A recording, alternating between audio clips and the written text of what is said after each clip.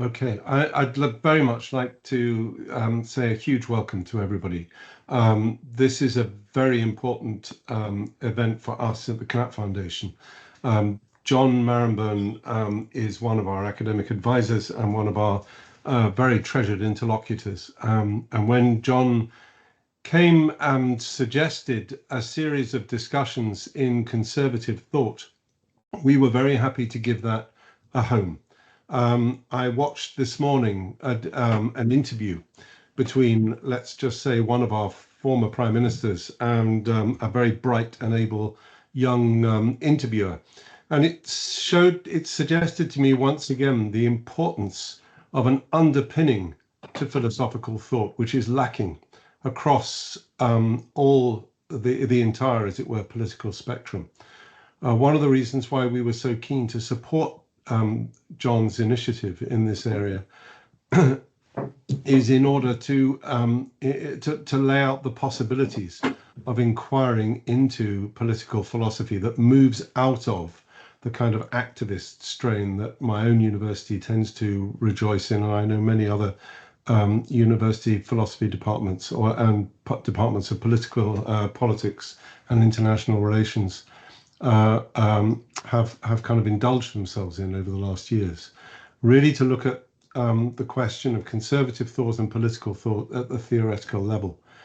That's really all I want to say, how excited I am, and I know my colleagues are in the foundation for the possibilities here, and for how what we hope we have managed in a number of other areas to bring together a regular community of very deep, quite profound in two areas, discourse. And we very much hope that that's what will arise over time from what this is the springboard for, the first event. So it's my privilege, therefore, to hand over. Do I hand over to you, Aaron, or to John? I think it's you as chair. You're chairing this session, aren't you? John's going to say a few words of introduction, and then he's going to hand over to you, and I'm going to hand over. Then I'll hand over to John. Excuse me. Sorry. Am I coming through? Hello? This is John Skorupski. Yes, yes, hello. Yes, we can hear. Yes, but I can't actually see myself. No, I can't. We can't see you. No, we can hear you. I'm being told that the camera isn't working. Sorry to your camera in the meeting screen. It says your camera is on. We've had this issue recently with Teams. I'm not sure what the actual issue is. Right. I mean, I don't mind if I can't be seen, but on the other hand, you know, it would be quite good if I could be. We'll try and work it out as we go. Just go on with things. I can hear you perfectly well, so it's all right. That point. John, let's begin with John Marenbon, if we may. Yeah. Right. Well, really, all that I want to do is to say hello to everybody, and thank you all for attending. Thank you especially those who sent in abstracts and those of you whom we asked to give papers for being here. So, you know, and I should emphasize that the conference isn't intended as a standalone event.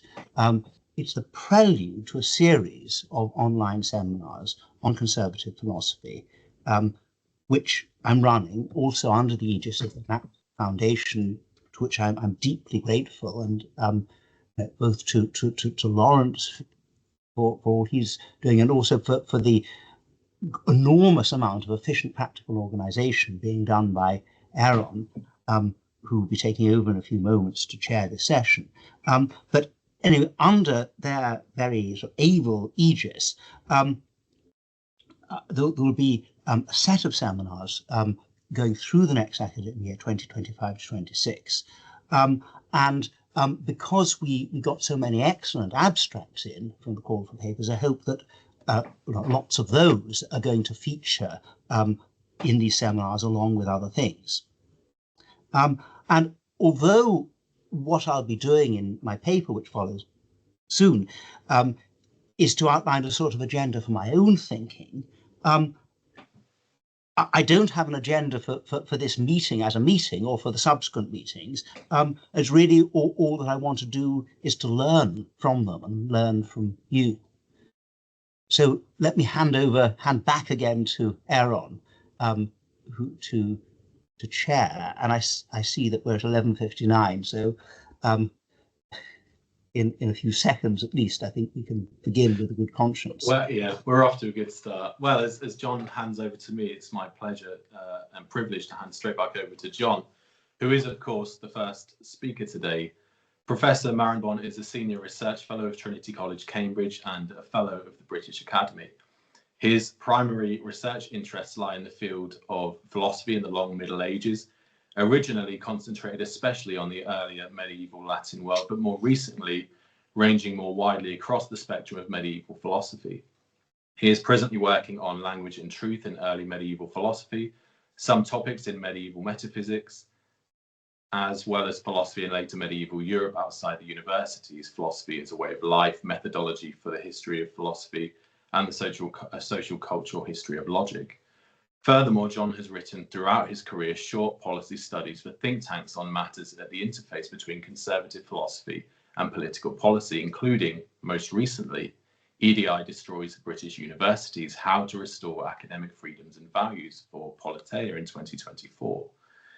Professor Marenbon's publications in all of these areas are vast, so I will only cherry pick a couple, including his wonderful 2015 book, Pagans and Philosophers, The Problem of Paganism from Augustine to Leibniz, published by Princeton University Press.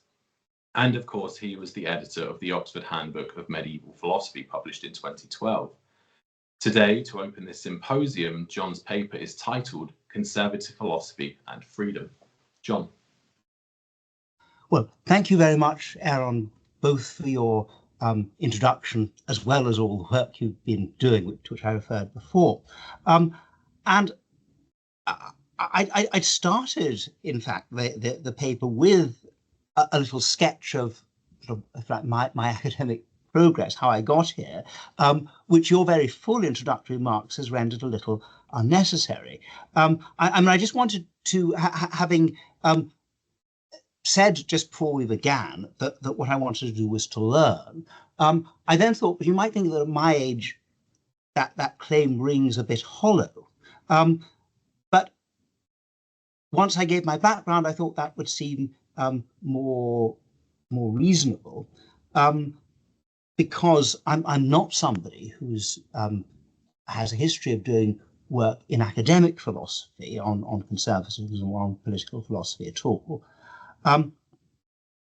But in the history of philosophy, and I mean, just a detail I should add, because I think it's quite important to what Aaron mentioned, is that one of the most exciting things which has happened to me, and perhaps other people working on medieval philosophy over the last 20, 30, 40 years, is the way in which our field has expanded, so that it doesn't just concentrate on the Latin tradition, but takes in the Greek, Arabic, and Jewish tradition, so that it's become a broad, as well as a long Middle Ages, although in some sense, perhaps a rather broad one, still a Western tradition.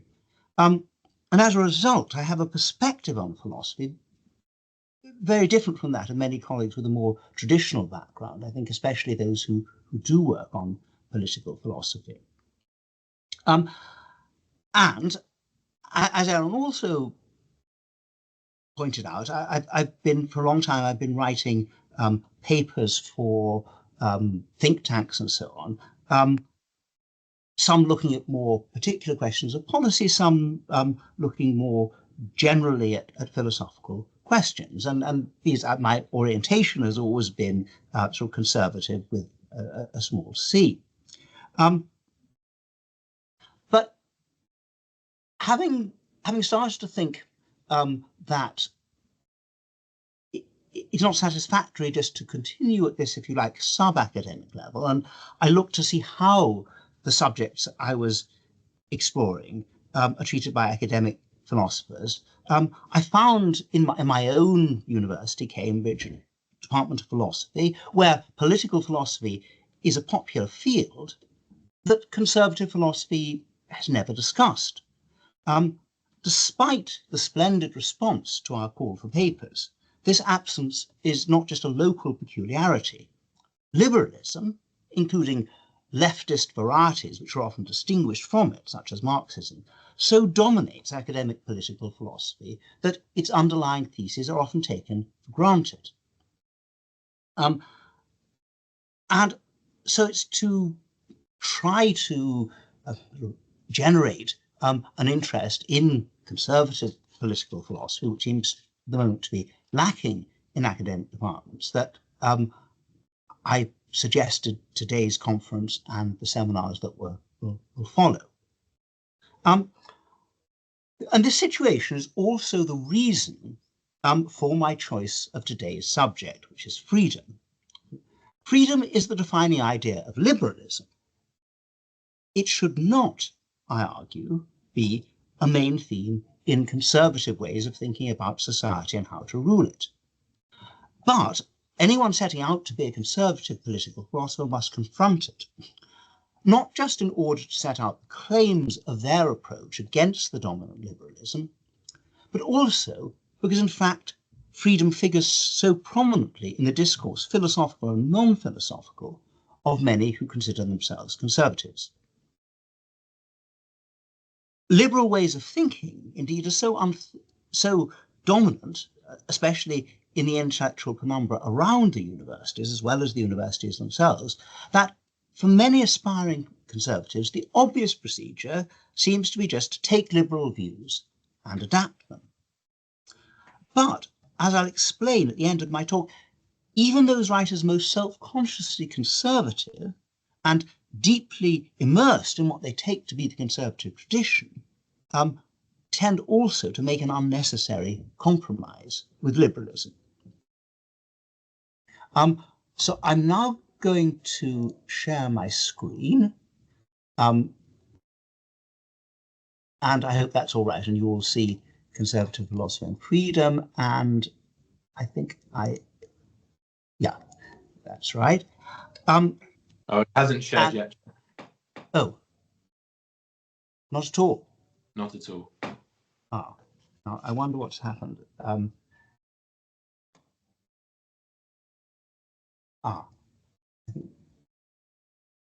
You can share from. So, it says I can share from the Dropbox app or site. To share from Office, please upload your presentation. So what do you think? And then it gives me OneDrive or OneDrive. I say OneDrive. Oh, they're uploading my presentation. I don't know what's changed from 10 minutes ago, though. No, exactly. Seems really bizarre. I have to say send. I have to add a name to share the link. So I add your name there on. Sure. Send.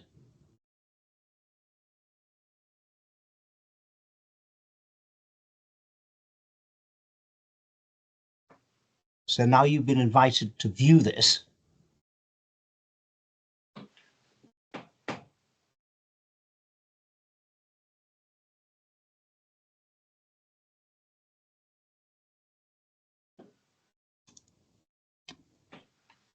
I've just got a link. I haven't got anything.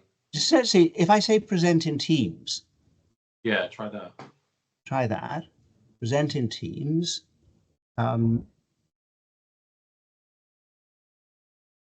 Present. That says it's preparing my slides. There we go. There we go. Right. There we go. And perhaps now all I need to do now is to see whether I can expand this to be all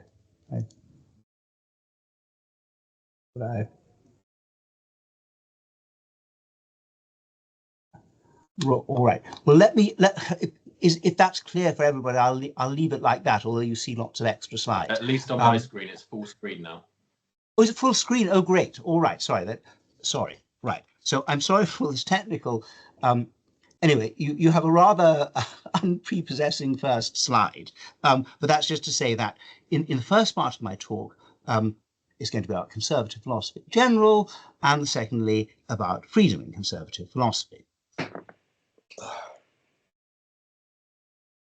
I said a few moments ago that conservative thought is generally neglected by academic philosophers, but maybe the neglect is justified.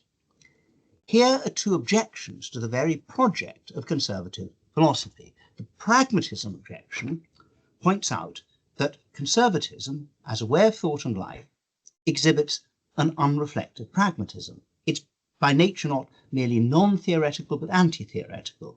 It's characterized by an insistence on the limitations of reason and the value of customs, accepted beliefs, and even, indeed, prejudice. So conservative philosophy is an oxymoron.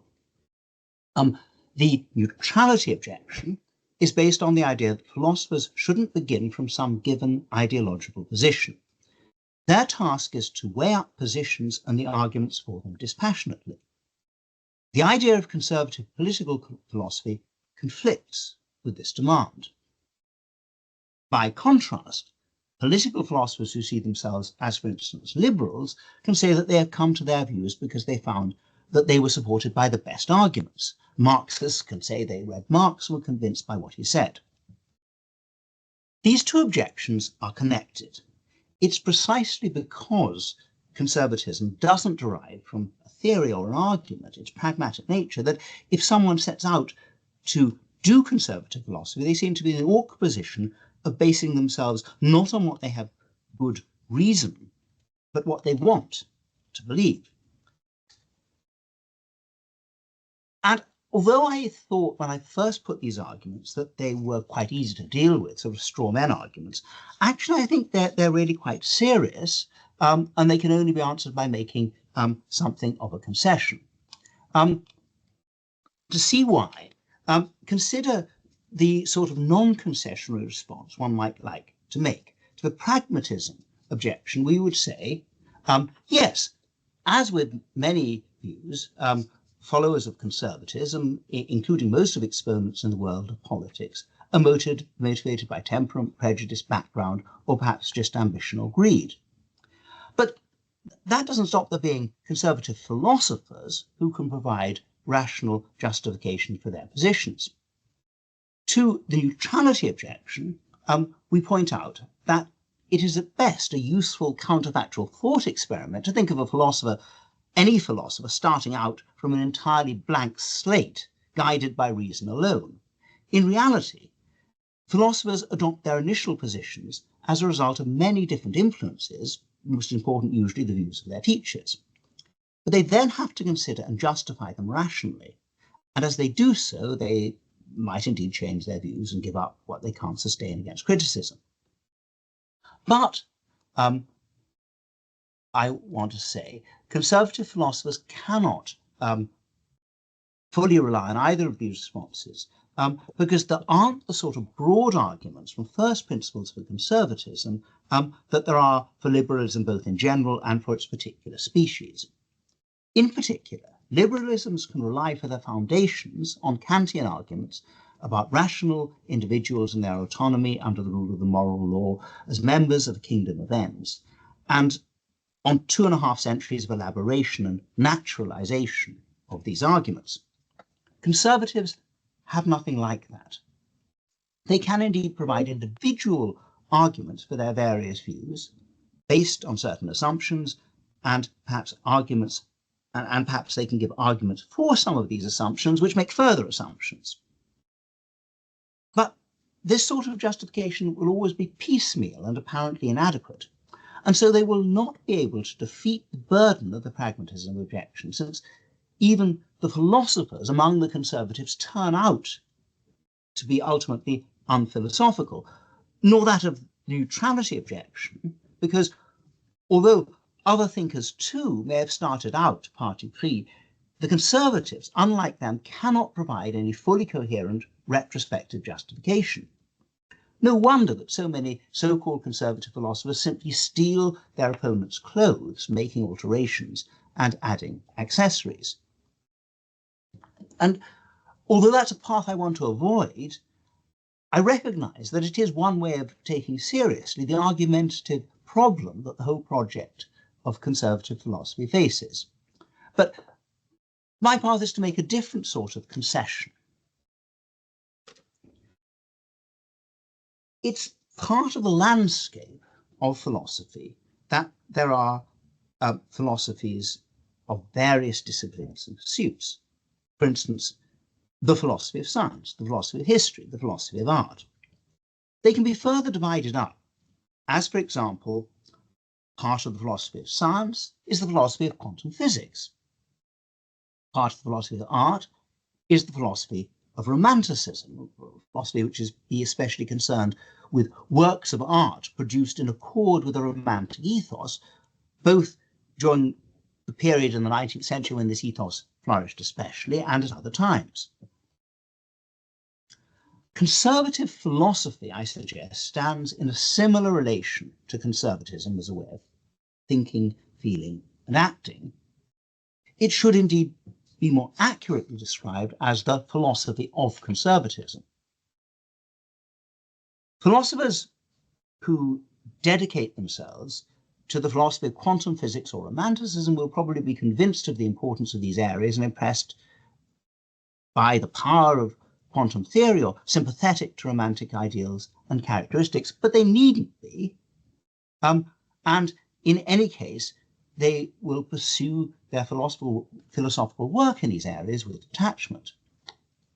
Quantum mechanics, romantic art, provide them with their material, which they consider philosophically.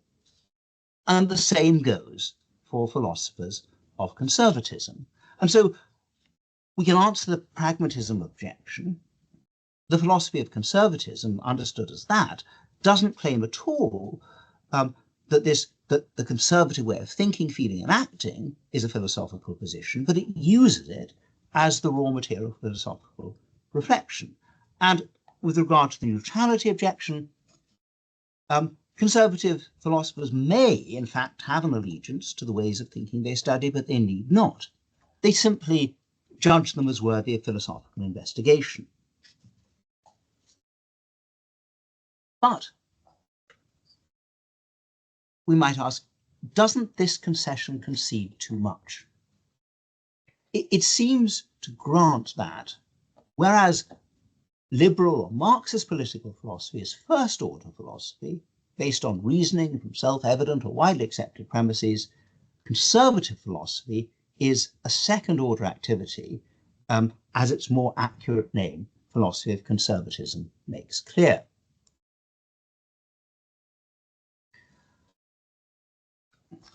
But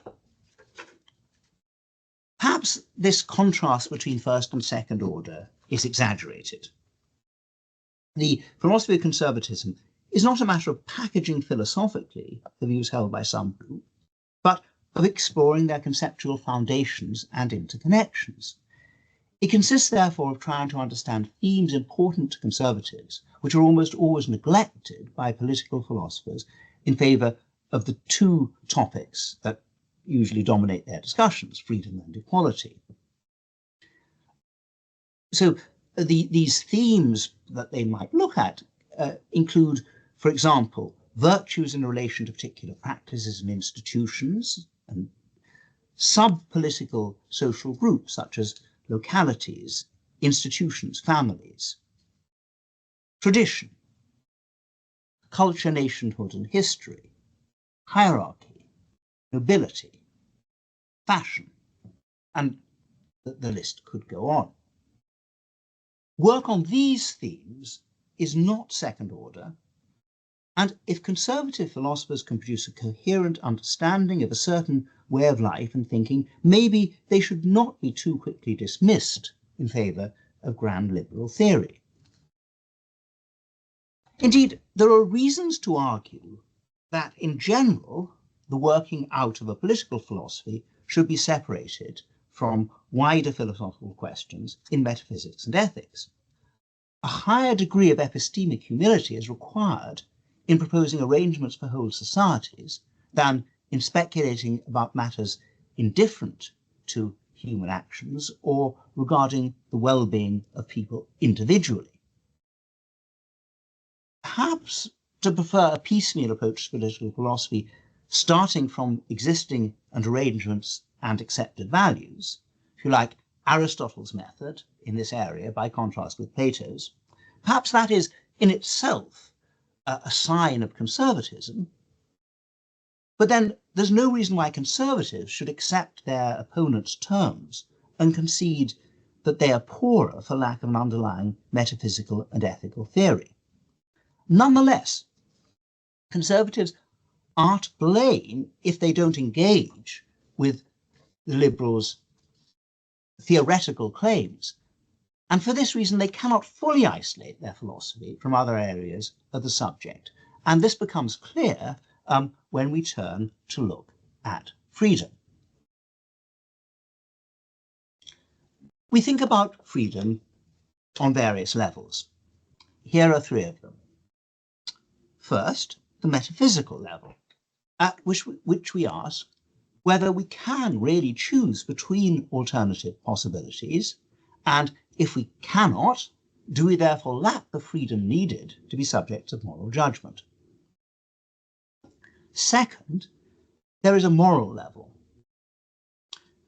A certain sort of freedom, that of the autonomous agent, is placed, as in liberalism, at the centre of moral and political thinking.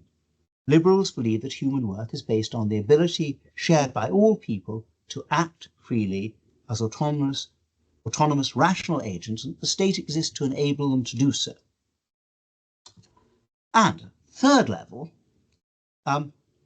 is that of more particular use of the notion of freedom, or more everyday use, as when we place value on free speech, freedom from burdensome regulation, freedom of family life, academic freedom, freedom to keep property and earnings and to bequeath them.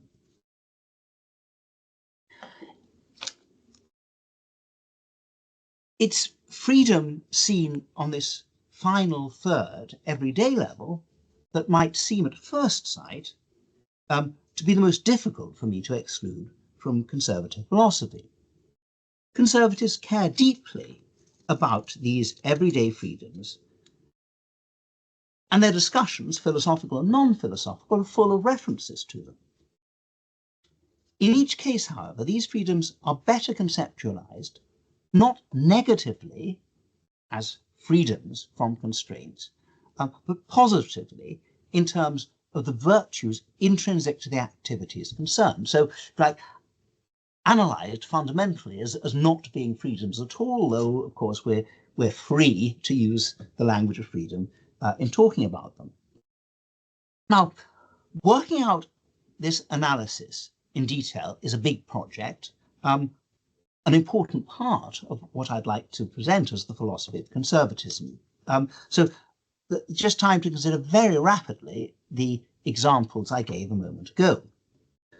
Rather than defend the freedom of family life by considering what states should be prevented from doing, we should look to the duties of the family and its benefits, and the ineliminable role of the family in any well-knit social fabric. The freedom to keep and bequeath property and earnings should be regarded both in terms of these values centred around families, and more broadly in terms of seeing each generation as steward of an inheritance. Rather than academic freedom, we should think in terms of central academic virtues: truthfulness, respect for tradition, and unworldliness. Free speech should be considered along with freedom from burdensome regulation. It is not that we should have some right to say whatever we like, and indeed I don't think anybody believes that, or not to be subject to rules, but rather that it has been part of the way of life that has developed in our country not to be constantly interfered with in our speech or our actions. There's been the idea that everything is legally permissible except what is explicitly forbidden. So that's all that I have time to say about freedom at the third level. I should like to have dealt with freedom at the first and second levels rather summarily, saying that the first metaphysical level is irrelevant to political philosophy, where we work under the common sense assumption that people are free except where their freedom is taken by non-metaphysical constraints. And to say that the second moral level is at the centre of liberal political thinking, but there's no reason for it to figure in conservative philosophy, unless conservatives accepted central premises about autonomy and freedom, and they shouldn't do that.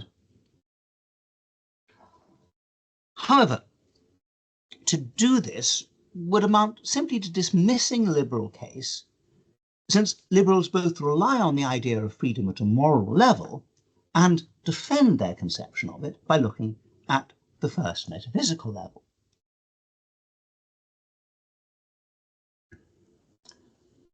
I became strikingly aware that such a dismissal would be inadequate when I reread the appendix, Liberalism versus Conservatism, in Roger Scruton's The Meaning of Conservatism. Whereas the rest of the book claims only to be what Scruton calls a work of dogmatics, the appendix is an avowedly philosophical discussion centred on Kant's idea of the autonomous human subject.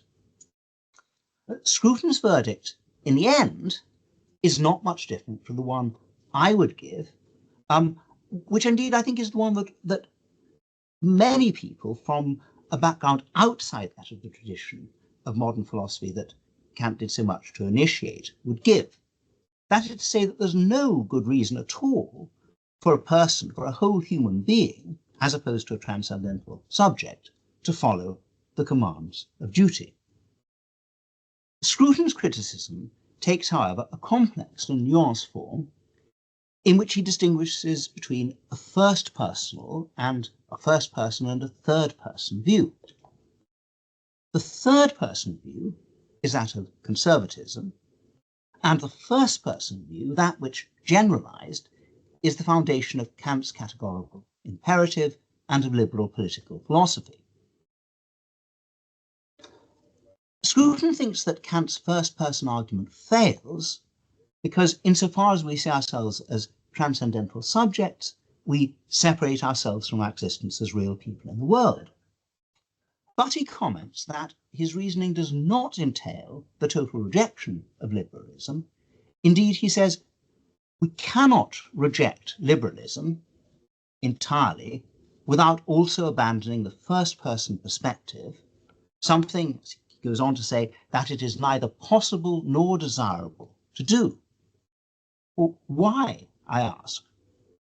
Why are we wedded to this perspective, according to Scruton, when at the same time, by his own admission, it is a deceptive one? And why is it desirable to retain it? What is Scruton's justification for going on to say that Kant is right to think that the argument for the categorical imperative and for postulating a transcendental self, I quote, is not just a piece of philosophy, it is rather the continuation of a thought experiment that haunts the action of every rational being. Scruton's much more recent book, written shortly before his death, published in 2017, Conservatism, An Invitation to the Great Tradition, suggests an answer. There he argues that conservatism has 17th and 18th century roots, but originates only as a reaction to liberalism of a broadly Kantian variety. He even suggests that conservative thinkers took up some of the strands of liberal thought, but modified, moderated, and added to them. Now, I agree that Scruton's views are not those of every writer on conservatism, but he's a good basis for the point I want to make, just because he, more than many others, recognizes and accepts the distinctiveness of the conservative position. Moreover, the historiography he puts forward in his recent survey, and on which his thinking back in the 1980s already rested, is broadly accepted by people in the field. Indeed, most thinking about conservatism today looks back to the counter-Enlightenment.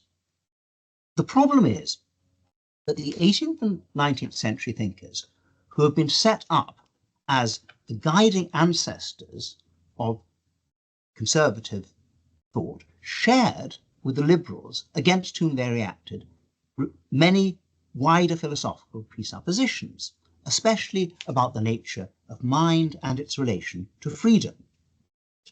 Philosophers today, too, trained in the canon that is made to pass for history, find it hard to see beyond these presuppositions.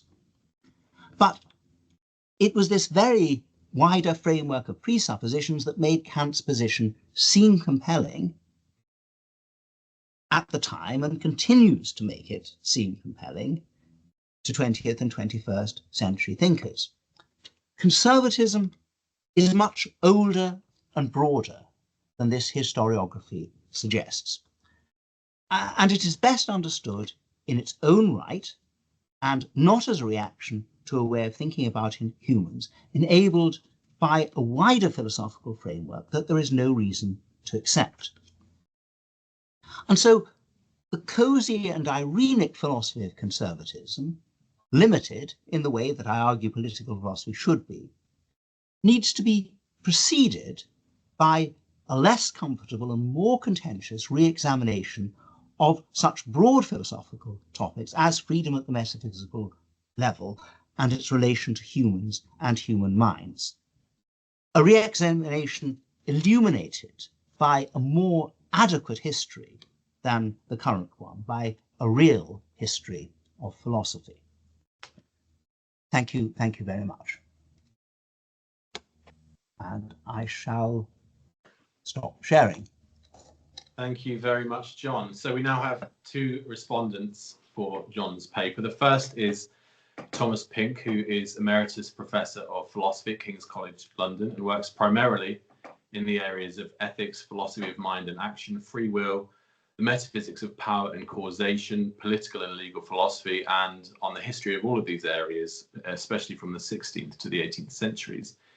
He is the author of a great many works in these areas, including The Psychology of Freedom, published by CUP in 1996, Free Will, a very short introduction by OUP in 2004, and Self-Determination, the Ethics of Action, also OUP in 2016. He is currently editing Hobbes's debate with Bramall, The Questions Concerning Liberty, Necessity and Chance, for the Clarendon edition of the works of Thomas Hobbes. And I will now hand over to Tom for the first response to John's paper. Tom. Thank you, Aaron. Thank you, John, for your very interesting remarks. I'm going to speak very much from the point of view of someone who studies the 16th and 17th century. And then there aren't such people as conservatives. Conservatism, or not obviously, conservatism is a distinctively modern phenomenon. And I think it's a feature of modernity that involves resistance, not to change as such, but to movements for a specifically political form of change, the alteration and use of the state to realize freedom and equality in forms that are social and political, and to do this through more or less radical forms of social and political change. And I think the central event initiating the struggle for this sort of change and conservative resistance to it must be the French Revolution.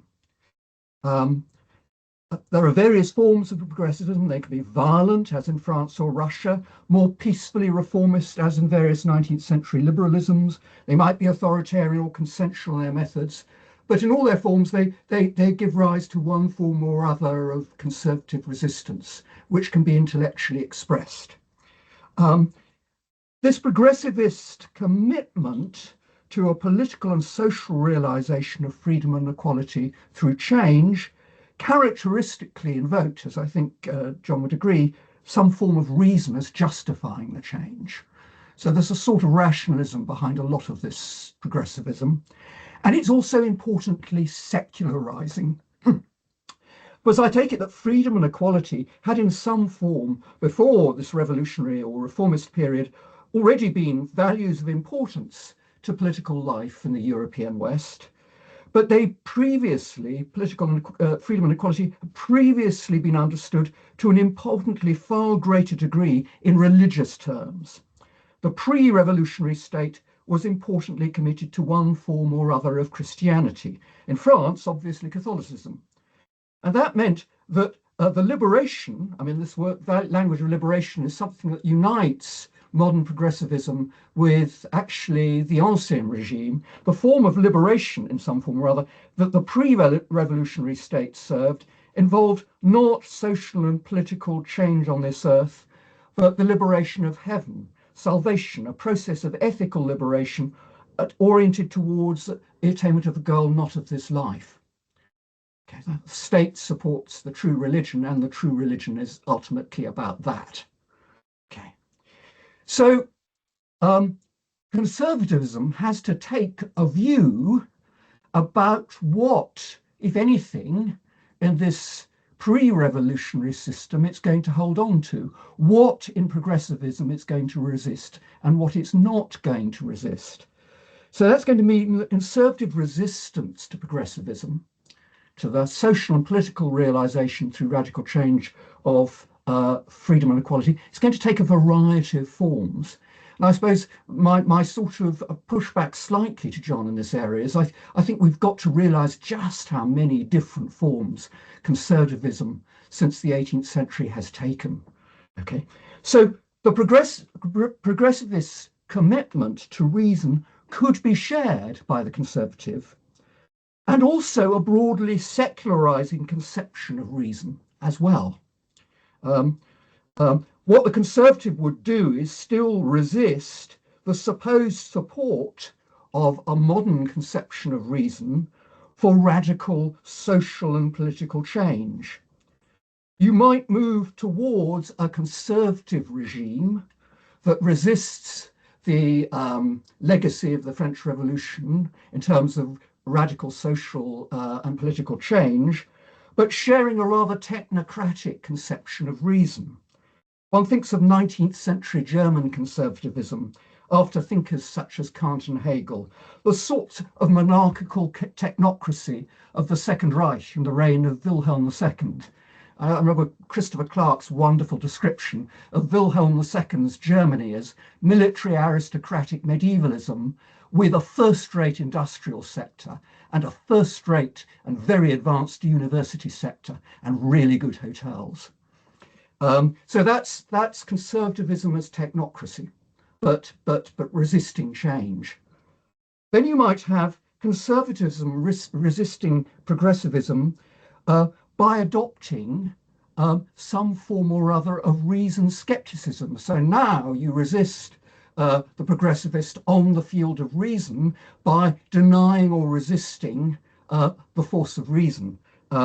Such a conservative might invoke Burke under a possible reading of Burke, or even better, David Hume.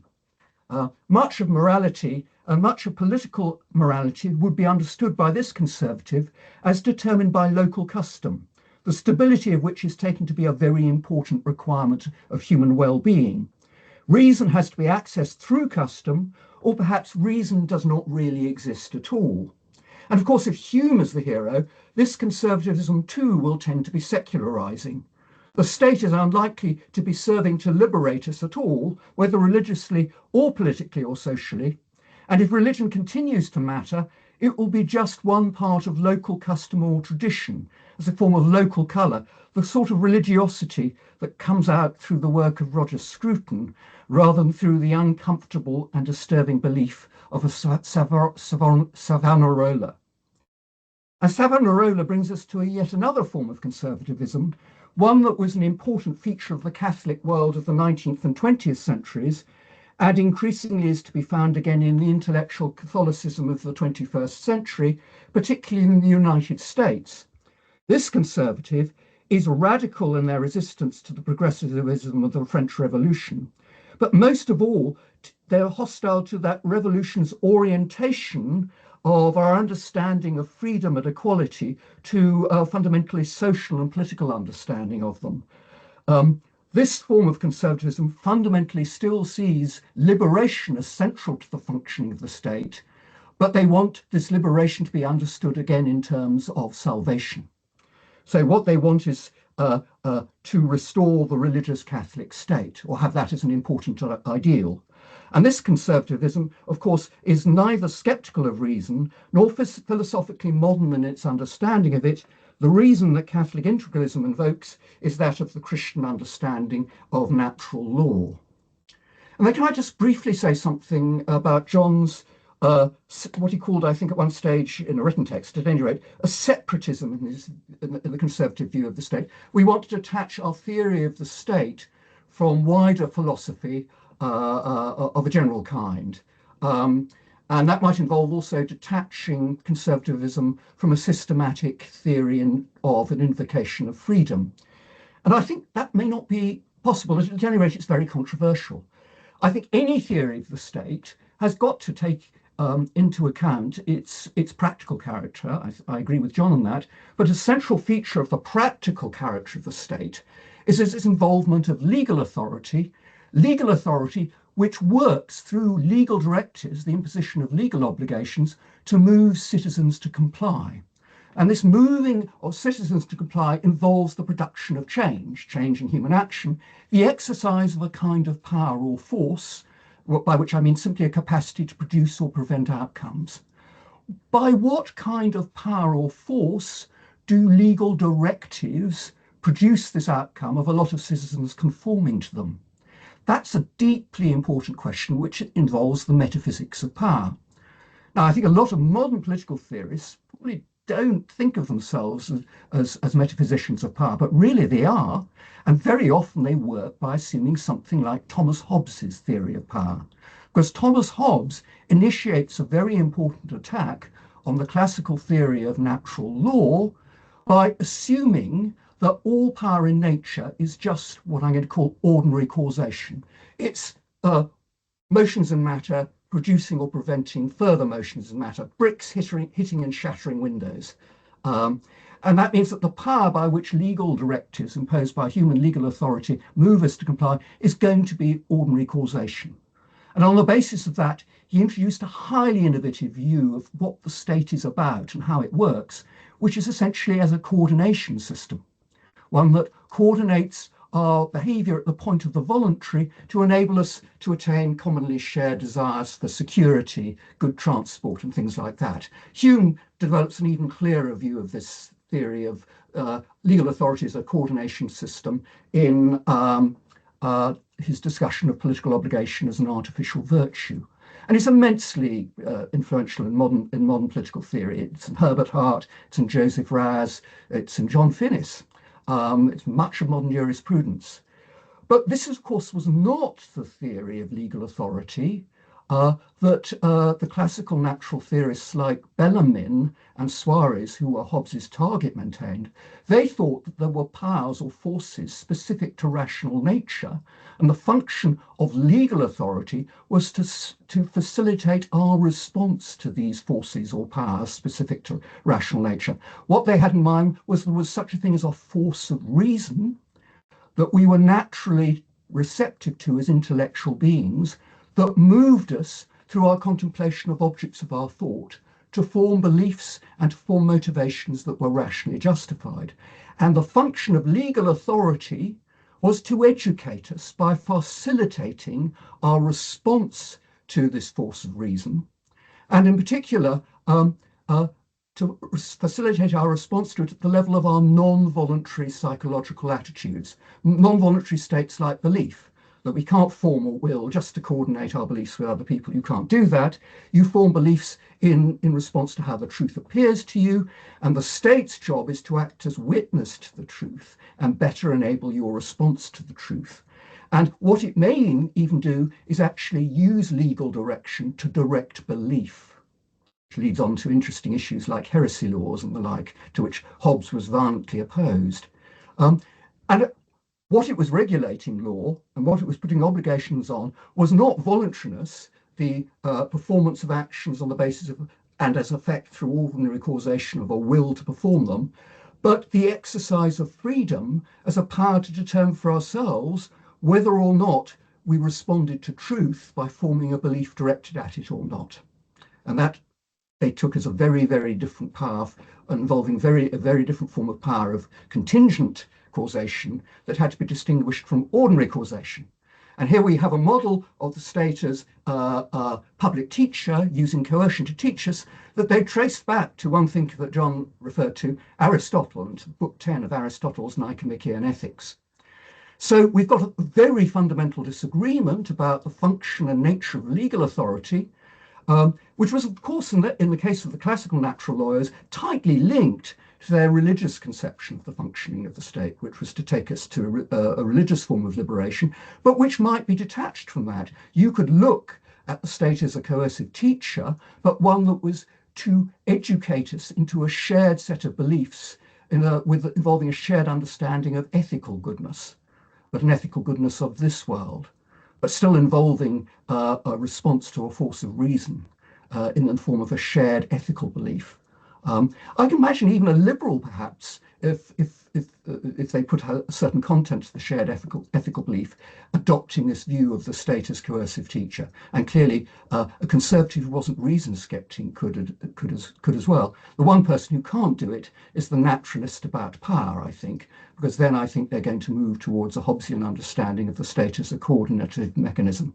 So we've got a whole series of views of ways of reacting to something like the French Revolution and ways of thinking of legal authority, both before and after the French Revolution, that I think make conservatism a really complex phenomenon that could take a wide variety of forms. And there I'll stop.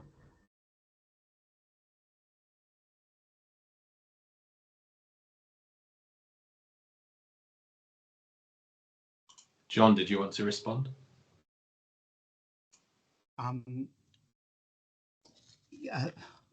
Well, I suppose really just briefly. So first of all, thank you very much for your detailed discussion. And I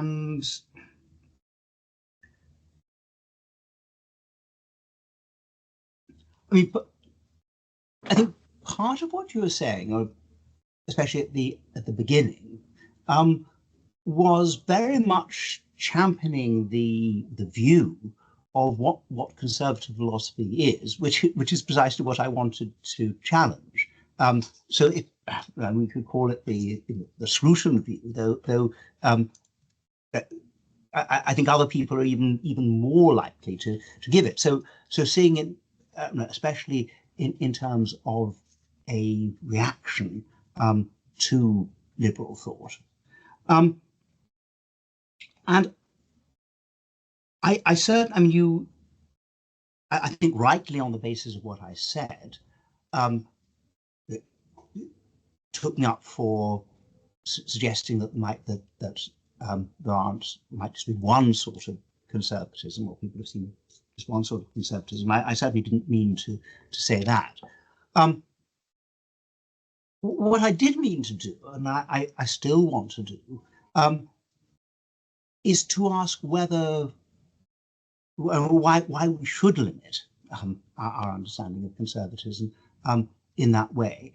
Or maybe we're talking about two somewhat different things, and maybe what you're doing, or the Scruton line is characterizing a certain variety of schools of thought, but all of which are conservative, all of which can be seen in terms of sort of stemming from a reaction to the Enlightenment. And one of the possibilities for some today might be to take up that sort of conservative philosophy. But one could say, yes, but there's actually something which goes back far further and which is far wider. And to talk about it adequately, you'd have to have a far greater philosophical range than I do. So I think you'd have to be able to talk about these ideas in what are sort of genuinely non-Western philosophies, such as Indian philosophy or Chinese philosophy.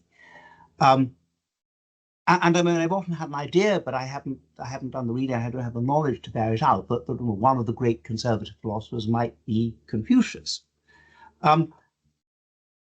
So but I mean, on more solid ground, I think if one looks to antiquity, one has one sterling conservative philosopher who's Aristotle, and whose conservatism is brought out, I think, beautifully by comparing how he goes about doing political philosophy to how Plato goes about doing it.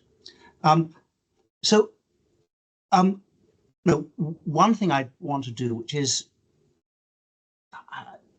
I do think is incompatible with what you say, because you would be distinguishing a narrower stream within it, is to take a much broader conception of what conservative philosophy might be, and to suggest that it's to that conception that we should be looking when developing our own thinking.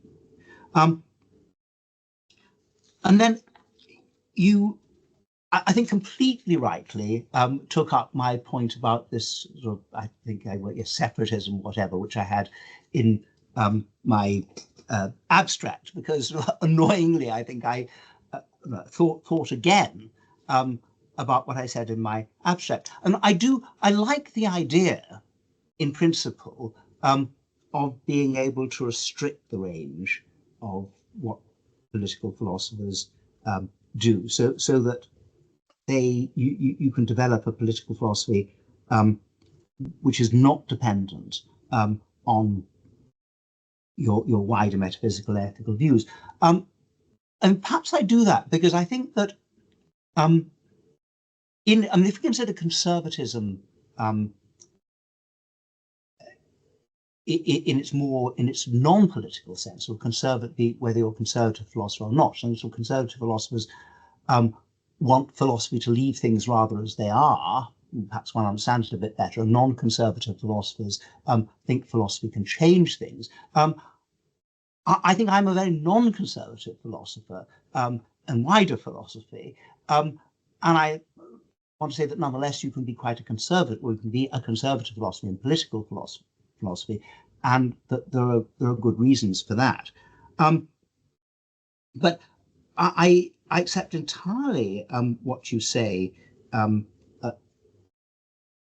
in thinking about the metaphysics of power, and that one can't eliminate that sort of discussion. So really, that idea of separatism is a bad one.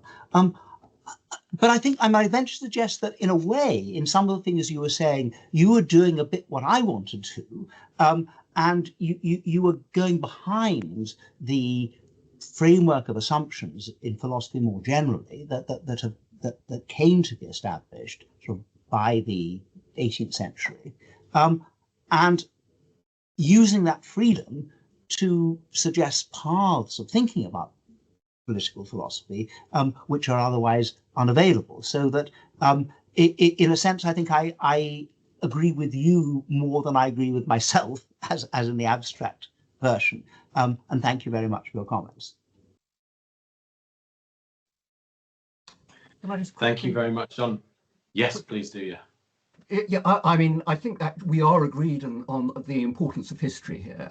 I suppose, and this is something I didn't really develop, I'm much more convinced of the need to have a systematic theory of freedom, relating freedom as a power, freedom as a right, and freedom as a state of liberation in political theory than you are. And that very much comes, I think, from late scholasticism. But I'll stop there. Thank you very much, Tom. So our second respondent today is Laurence Hemming, who is Professor of Philosophy at Lancaster University and the Director of the Knapp Foundation. Laurence has an extremely broad range of research interests, including Greek poetry and philosophy, German philosophy, particularly the work of Martin Heidegger, the history of philosophy and theology. Laurence has published widely in many areas of philosophy, and his monographs include Heidegger's Atheism in 2002 by Notre Dame, Postmodernity's Transcending, also Notre Dame in 2005, Heidegger and Marx, The Productive Dialogue over the Language of Humanism by Northwestern in 2013. And in 2017, he co-translated with Bogdan Kosteya Ernst Junger's 1932 work Der Arbeiter. So I will now hand over to Laurence to offer his response to John. I want to begin just by saying thank you to John for such a rich opening to our conference. Sidney Hook is an odd figure with whom one might open a reply to John Marenbon, an American, a devoted pupil of John Dewey, and like him, a central figure of the foundational years of the New York School for Social Research. Hook was an early visitor to the Soviet Union after the Bolshevik Revolution, an invited guest by David Ryazanov, the director of the Marx Engels Institute, who was later murdered by Stalin. Hook situates himself in American pragmatism, and his style of philosophical thinking would be immediately recognizable to many here today. In his biography, Out of Step, Hook makes a remarkable claim, namely that over time and quite covertly, the Soviet Union, as an effective tool of its foreign policy, and through its satellite states, networks of influence, front organizations, and a vast and hidden apparatus of persuasion, blunted and redirected the study of politics and freedom in philosophy departments across the Anglophone world to effect what Hook calls a widespread erosion of the academic ethic itself in American universities. And Hook says that they did this with the aim of subverting the discipline of political science to the Soviet Union's own political ends. He gives us just one example of the effectiveness of this policy, that, and I quote Hook, the systematic extermination of the population of Afghanistan by the most gruesome methods on the part of the Soviet military forces, which has been going on for years, never convulsed any American campus by protests and demonstrations. He made that observation in 1987, 8 years after the Soviet invasion of Afghanistan. And one could think of numerous contemporary examples of the recruitments of not only students, but also many others to similar suppressions or deflections from terrible to less terrible, but noisier causes. An exemplary figure in this skillful game of manipulation must be Alexandre Kojève, who, as I have explained elsewhere, laid the foundations for the postmodern misreading of Hegel in French and Anglophone intellectual circles since the 1930s. Without Kojève, there would never have been a Judith Butler, for instance. And yet Raymond Nahr, who was essentially the head of what the equivalent of the MI5 in France for over a decade, has proved beyond any reasonable doubt that Kojève was throughout his life a Soviet agent. And yet the starry-eyed still deny that this is the case. All the principal commentators, including Nahr, note that Kojève identified both the United States and the Soviet Union as being of essentially the same underlying orientation. He believed in global or planetary government without much thought or regard for democracy or any worked out sense of freedom, instead advocating for governance by what he called the sage or the citizen soldier, which is simply another name for the technocrat, the one who knows better how to govern the masses than they could possibly know for themselves. He was, in other words, a tyrant. More than one commentator has noted, without the required irony, that Kojève is exemplary in demonstrating the extent to which a philosophical worldview can characterize the statecraft of an entire nation, namely France, a verdict in which his KGB handlers would have rejoiced, and probably did, which is my point. And so I want to take up as my first point John's in very important characterization of political philosophy or conservative philosophy as in some sense a second order activity, although he softens this in his paper today. I want to say that it is not enough merely to characterize any idea as philosophical in order to show how it relates to truth itself. Sophists have been doing this from the beginning up to the present day, and that's why I named Kojève. To be genuinely philosophical, the ground of what is said or claimed must also be capable of being made visible and exhibited. And so if I wanted to expand in it, or invite John to expand in any way a point that he makes, and indeed to foreground it in our discussion today, it would be exactly here. Let me pose a question put to me and others in a different but related discussion I participated in only a few days ago. Is political life, a primary or a derivative area of thinking? And may I suggest that how we answer this should and ought to dominate our deliberations today. We are concerned with the realm of the political because it itself is a realm of threat. This threat is also its splendor. However, the political as such is of necessity threatened by constant redirection to other, especially rhetorical, logical, plausible ends. Almost every understanding of freedom after Descartes and Kant falls into the position of that understanding of freedom which understands freedom as a positing, namely the positing of free acts. Their arguments cover over the real ground of freedom, I want to suggest, because they understand freedom to be an act of the subjective will. The subjective understanding of freedom, which we now take as normal and for granted, that all freedom is willed freedom, takes the subjectivity of the subject, what John named splendidly as the Kantian position, the human being as res cogitans, as thinking thing, and not something else, as the sufficient ground of philosophy. So my question is, what else could the sufficient ground for a philosophical discourse concerning political philosophy be? Concerning that ground, I have really only one point to make. And in this, I take enormous reassurance from John's characterization of Aristotle as the sterling conservative philosopher. For there is in Aristotle really only one definition of the anthropos, the human being, in the treatise we know as the Politics. The anthropos, the human being, is, Aristotle says, zoion politikon, political animal, that living thing, which is what zoion means, that belongs most properly in and to the polis. Now, what is meant here by polis? Well, let's come to that a little later. Only once Aristotle has established the human being as the being of the polis, does he then say that this being is logon echon, the one possessing logos. Now, we normally translate logos as reason, speech, or language. Why does Aristotle say this? Well, before he says this, before defining the anthropos as zoion politikon, he first asked, what comes first? To ask what comes first is to ask the genuinely, properly philosophical question. What grounds, what lays the basis for every other possible being of the human being? Aristotle tells us that there are three possibilities for what comes first.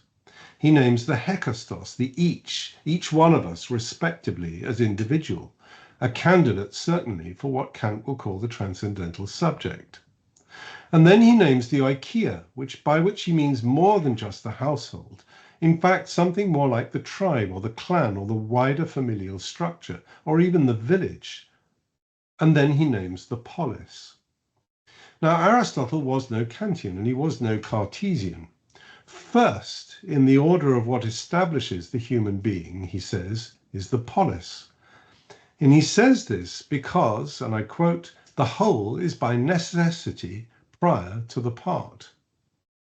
So what then do we mean by polis, and why is it so determinative? Why does it come first?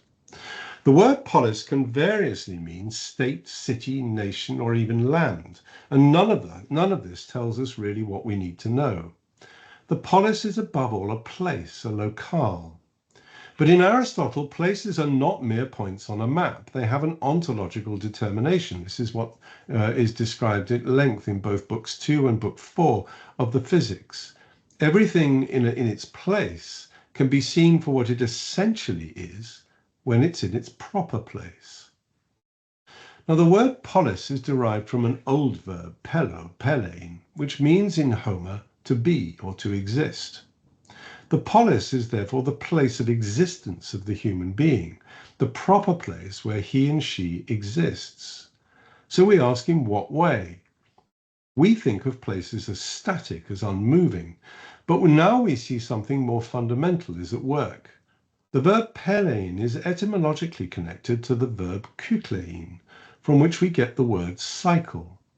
We find the same thought and word in Latin. The crowd is the turba, the swirling mass. Cives, civitas, the people, the city, is derived from the verb cieo or cieo, to have in motion, to move, to stir, to shake. Kuklo is an old reduplicative form. It means to be in motion by already being in motion, and it has the same Indo-European root as kieo, pelo. The polis is the place where humanity lives and moves and has its being, to quote the Anglican Book of Common Prayer. It is the swirling mass of human life itself, the technocrat's worst fear. The human, in other words, that which has to be regulated, to be brought under control. The human being, however, is not confined to the polis. He reaches beyond it, he can be on his own, and he withdraws from it. But he does this out of its being a necessary and earlier, always already, if you like, proteron, ground. And my suggestion is that we derive our freedom from the already existent polis. In other words, we don't derive our freedom from the act of will.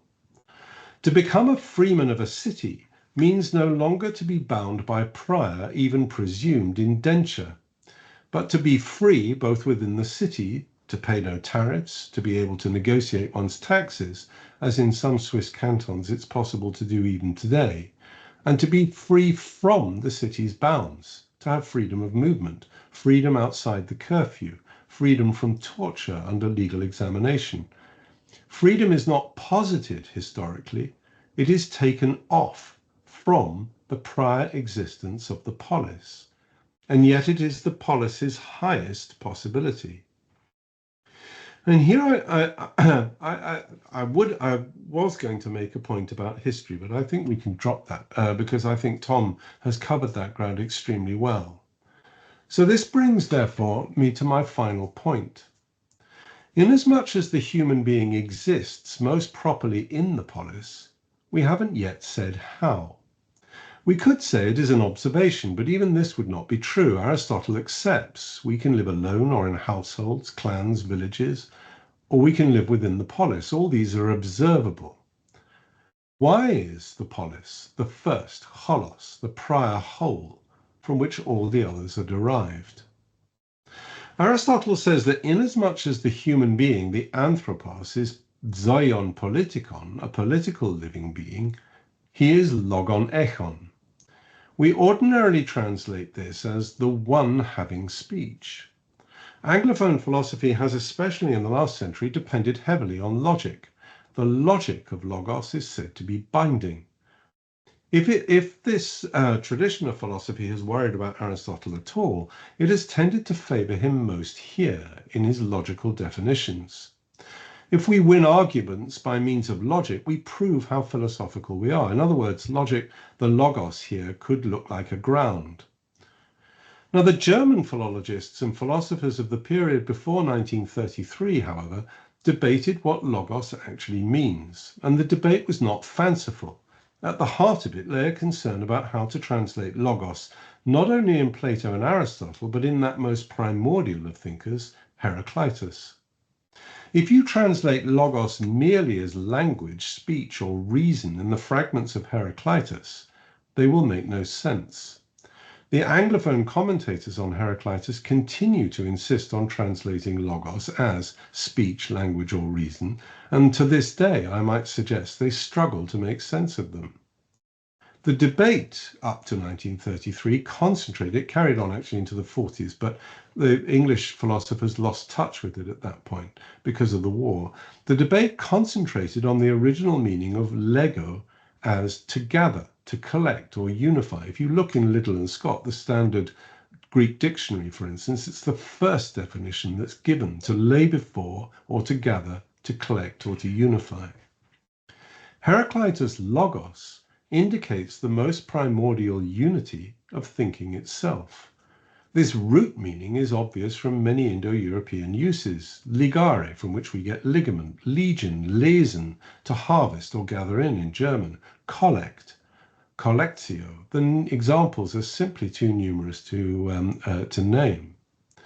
The eminent historian of languages, Pokorny, even says that lex was originally the collection of regulations.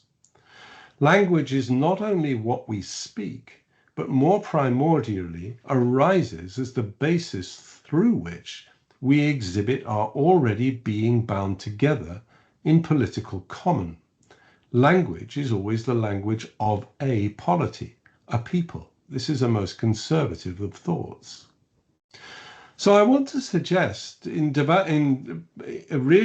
taking up John's last 2 points, which I thought were enormously hopeful for a genuine conservative philosophy, that a genuinely conservative philosophy holds on to what is similarly most ancient and most primordial in its primordiality. In everything it says, it must also be capable of exhibiting the ground for what it says, and that is its claim to truth. And so may I conclude by, in reply to John, by simply making the following 4 points. A genuinely conservative philosophy will exhibit its own ground in exhibiting the ground of the politics it treats. It will exhibit for the human being in the place where it will exhibit it for the human being in the place where he and she most originally has their home, namely the polis, which we can translate in a multitude of ways, but really means the binding together of the human being in a place.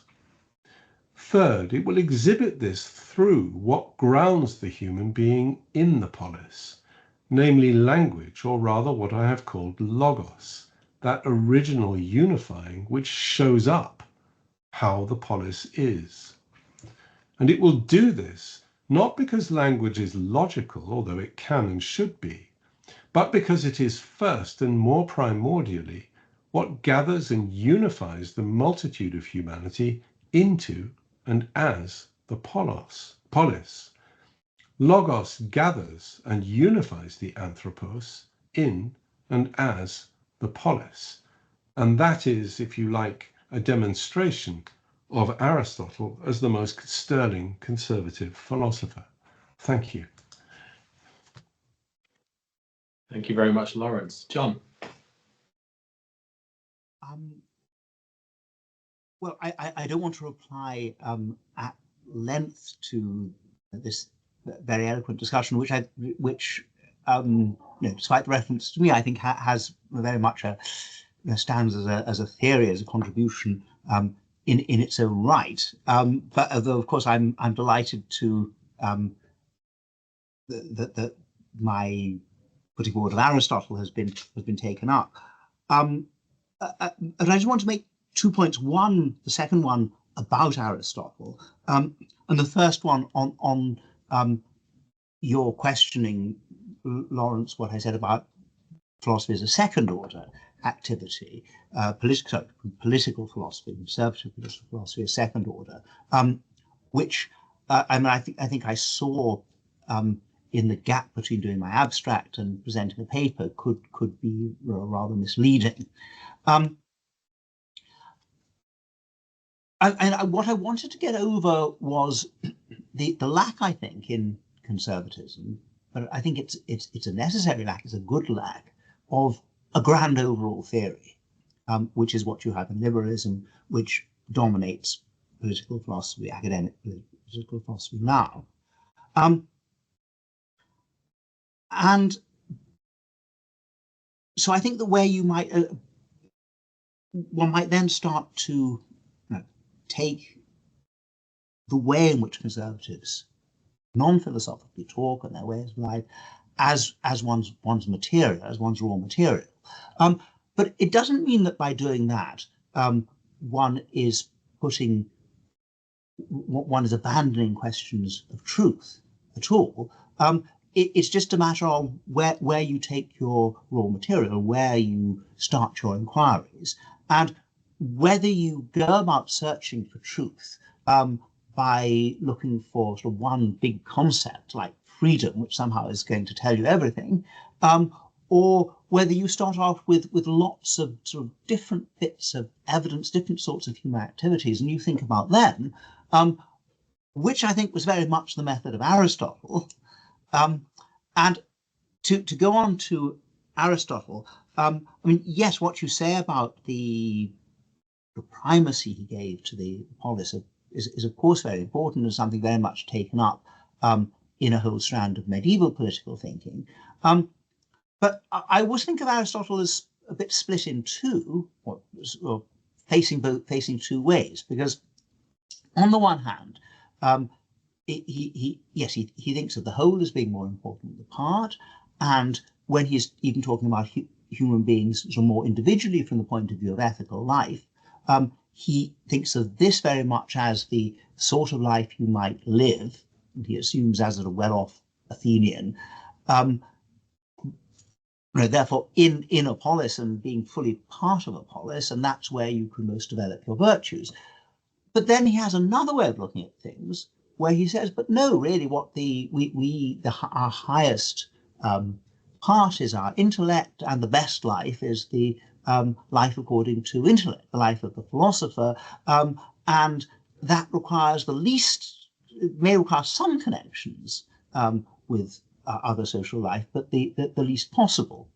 And I suppose that interests me. It's a strand taken up by various medieval philosophers in the Latin world, in the Arabic world, and I think also, although coming at it from a very different perspective, you have somebody like Augustine, and in both cases you can see a view of the whole of political life and political world as being there more not because it can provide what is best for us, but merely to provide the sufficient conditions for people to be able to pursue something which is much more important.